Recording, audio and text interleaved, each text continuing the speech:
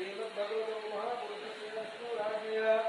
प्रवर्तमानस्य अद्य श्रीब्रह्ममूर्ति वेदार्धे श्रीश्लोकपाराहर्वे सप्तमे वेदस्पतमन्त्रेष्टाविंशत्तमे कलियुगे पूर्वलोके भारतवर्षे भरतखण्डे भारतवर्षे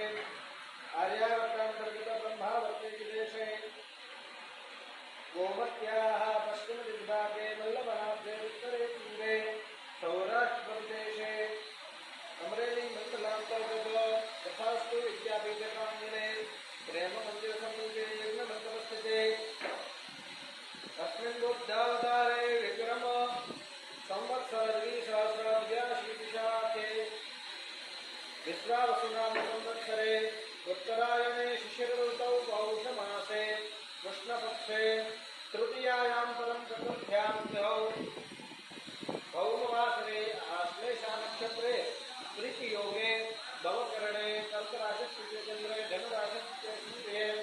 मिथुनराशिस्थिते स्थिते पुरुषेणे शुक्रे बुधादिराशिस्थानस्थितेषु